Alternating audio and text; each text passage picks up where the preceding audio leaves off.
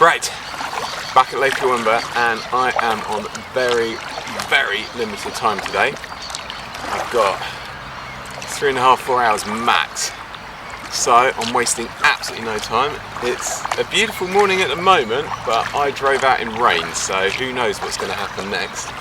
But for the moment, it's calm. I'm armed with last week's secret weapon, and yeah, aim of this morning is to catch some fish. I've got a new method I'm going to try with the secret weapon, but for now I'm going to do some turbo speed paddling. I'm not messing around. I'm not doing any of the spots around the landing stage or any of the little bays. I'm going to paddle. I'm going to head right to the spot that I was at last week. I might stop at Poke Point on the way actually. But yeah, I'm going to hack up the lake because I think this weather's going to come in later. I think by 1 o'clock-ish it's going to be blowing a gale and pretty windy. So yeah, I'm going to make the most of my time, get up the lake, try and find me some bass using the lures and the secret weapon. So yeah, here we go. Okay, nearly at the first spot, just going across the highway. I'm going to go into stealth mode. I'm convinced that, as with most fishing, the quieter you are, the less the fish are alerted to your presence, the better you're going to do.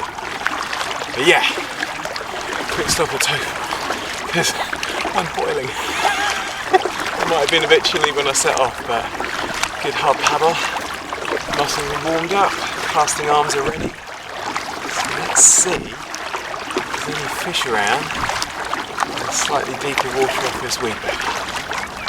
Yeah, fingers crossed. There you go, really simple. Drop shot, rig, a couple of worms on the hook. Let's see if anyone's around.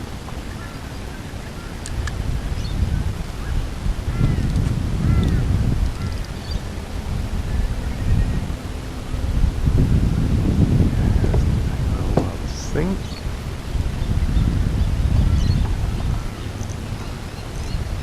And across the trusty blue blade in gold this time. I'm going full on bling. Look at that.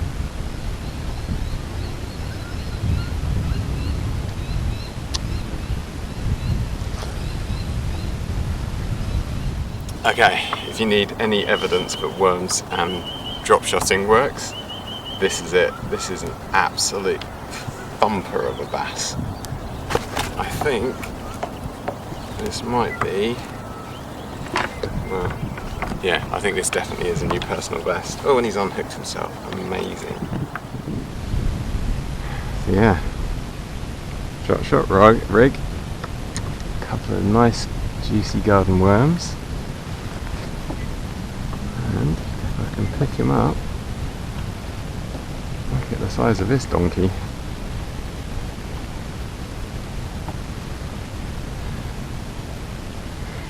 That is a thumping bass. Oh my god, look at the size of that thing. That is amazing. Wow. So yeah, bass number 1 from Lake Kurwongbah on a drop shot worm. I'm made up with that. That is so cool. Love it. Well, that took me by surprise.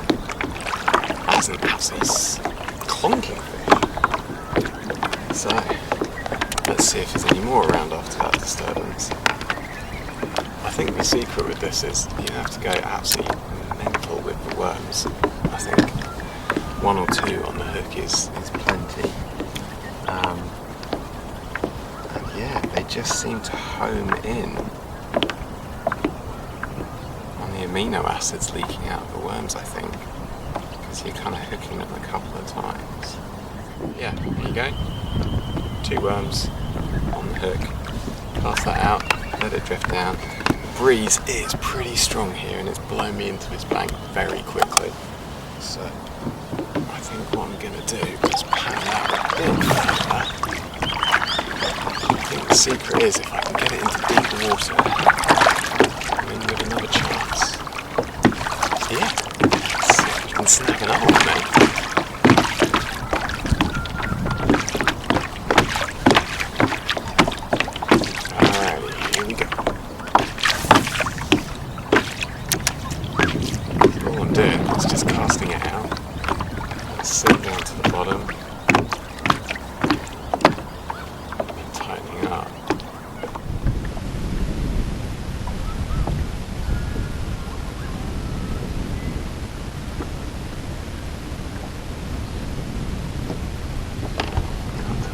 fish or that's weed. No, that's the fish. No, that's off. Damn it. Oh. Well, there's clearly some fish around because I've just lost another one. So, yeah, not really going anywhere. The trick I've got at the moment is this breeze is blowing me very, very quickly into this point. So, let's see.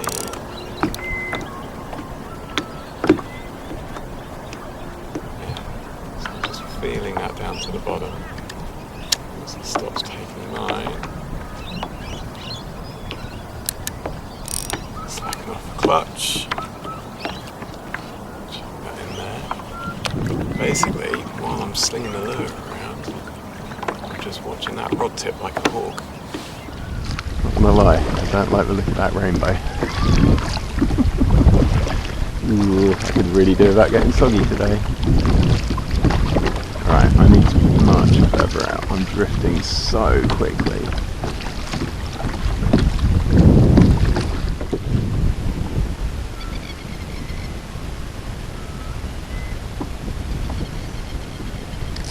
Cool. No way. You're kidding me.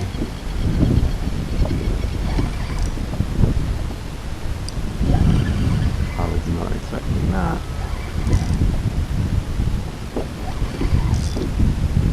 Definitely found some fish.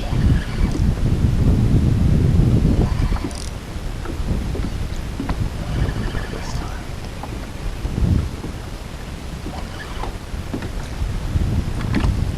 Come on, little fella.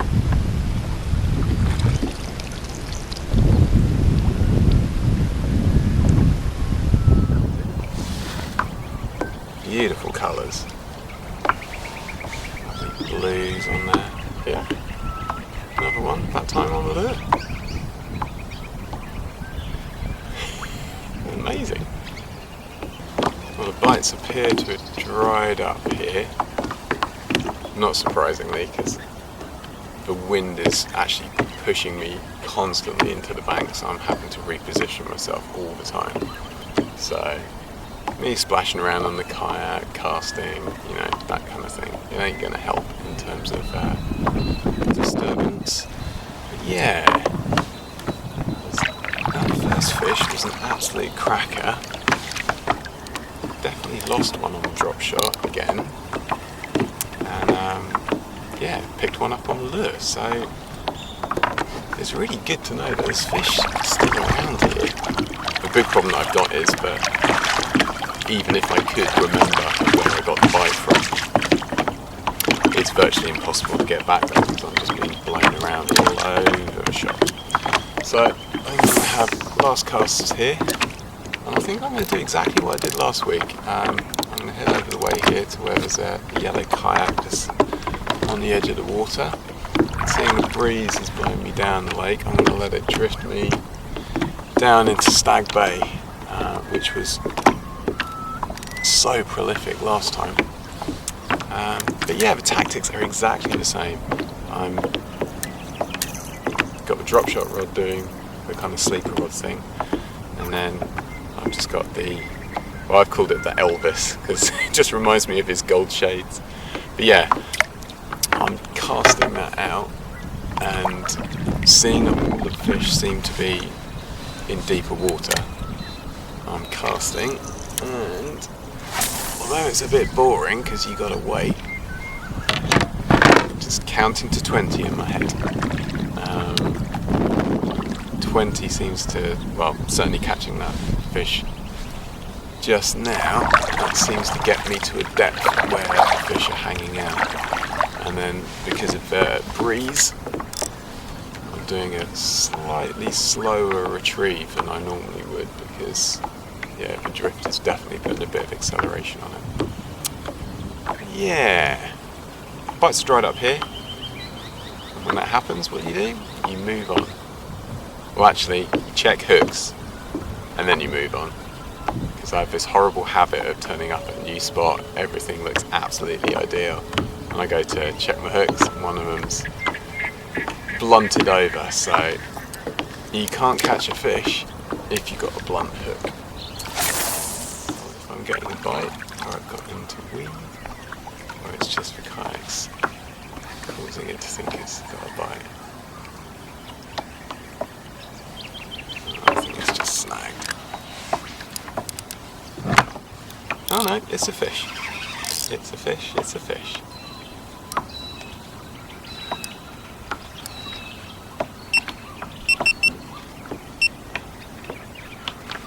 Yeah, he's giving his head a good old shake.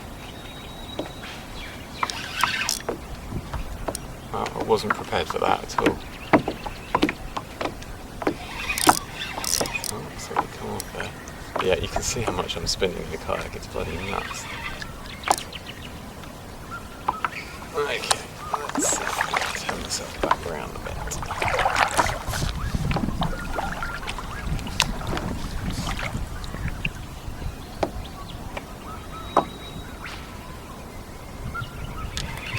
Right, that's a full 360, I think.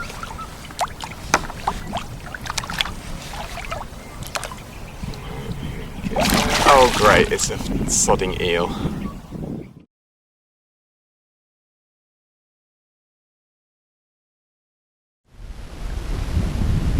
Well, I'm not going to lie, I'm not having as much fun as I was. The wind has really picked up. I can't remain stationary for longer than 30 seconds. And where I'm looking up the lake here, I think the weather's closing in. So, very, very short session today, but a very successful one. Apart from that eel. I don't... Oh, and what do you know? Literally wrapping up, and there's a fish. This time on the lure. I was just thinking to myself, it'd be good to finish on a fish. And what do you know? Well, I can't work out if he's got bigger or he's weeded me up. I've got a suspicion he's weeded me up. Oh no, he's free. He's fine. Yes, I can kind of see rain, what I think is rain marching down the lake. So maybe it's time to call it a day.